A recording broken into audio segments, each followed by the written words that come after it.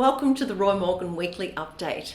And what an interesting weekend we've had with the Albanese government re-elected with an increased majority, as Roy Morgan predicted last week, and for the previous 7 weeks since mid-March when the ALP took a decisive lead. In the week prior to the election, consumer confidence increased and inflation expectations decreased, foreshadowing positive support for the government. The latest Electoral Commission results show a two-party preferred result of 54.6% for the ALP compared to 45.4% for the Coalition. Now this result's based on 63% of the vote counted, and the results are tightening as postal votes are counted, and projections suggest a final result close to 54% Labor to 46% Coalition. The final Roy Morgan poll, released on Friday, May 2, just the night before Election Day, showed the ALP ahead 53% to 47%, based on respondent allocated preferences. When the Roy Morgan poll preferences were allocated based on how they flowed at the previous federal election, this widened, showing the ALP ahead on 54% to 46%, in line with the projected final result. The 4 weekly Roy Morgan polls, released in April, averaged ALP 54.1 to the Coalition 45.9%. So this was not a late swing. The ALP was consistently ahead throughout the entire election campaign. The preliminary results of the election count suggest Roy Morgan overestimated the Greens and underestimated Labor by a similar amount, but had support for Labor Greens together at 46.5%. Currently that's sitting at 46.6%. Roy Morgan also overestimated support for the Coalition at 34.5% compared to a current result of 32.2%, although this is expected to rise and close the gap as postal votes are counted. The overestimation of the Coalition was similar to the underestimation published for independents and other parties, suggesting some Coalition voters drifted to minor party alternatives but sent their preferences back to the Coalition. Roy Morgan was clearly the most accurate pollster when measuring One Nation support at 6.5%, currently reported at 6.3%, and Trumpet of Patriots support at 2%. Currently reported at 1.9%. Of course, there's always a frenzy of excitement about polls at election time. But it's important to remember the value of polls is not as a predictor of an election, even a month or so out.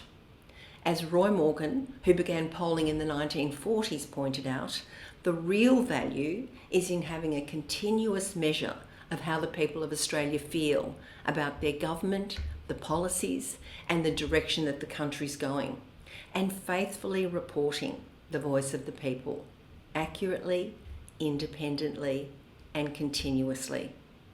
As Roy Morgan said, without this, we leave it to politicians and journalists to claim to speak for the people. For further details about the election, visit the Roy Morgan website. Now, in good news for the re-elected Labor government, ANZ Roy Morgan consumer confidence increased 4.1 points to 87.5. As mentioned, this was mostly surveyed before the election, but it's a nice way to start. The driver of this rise in consumer confidence was increased confidence in personal finances, with 28% up 2% saying they expect to be better off financially this time next year. Only 27%, down 3%, said they expect to be worse off. And inflation expectations. Inflation expectations decreased 0.2% to 4.9% this week. Again, mostly surveyed before the election. Australians now expect inflation of 4.9% over each of the next 2 years. And now to business. In April, business confidence dropped significantly. It was down 9.3 points to 96.7, its lowest so far this year. These results are from surveys completed entirely before the election, And the results based on interviews with 1,500 businesses each month to gauge their views on their company's prospects, as well as their assessment of the broader Australian economy. As well as a federal election campaign in Australia, there was a lot of turmoil going on. There was also significant upheaval on international markets during the month. US President Donald Trump announced his so-called Liberation Day tariffs on April the 2nd, Thursday morning in Australia. The tariff announcement caused massive volatility on global stock markets and currency markets, including in Australia. And although Australia was let off relatively lightly with only a general 10% tariff, our largest trading partner, China, was hit with really high tariffs, as high as 145% on some goods.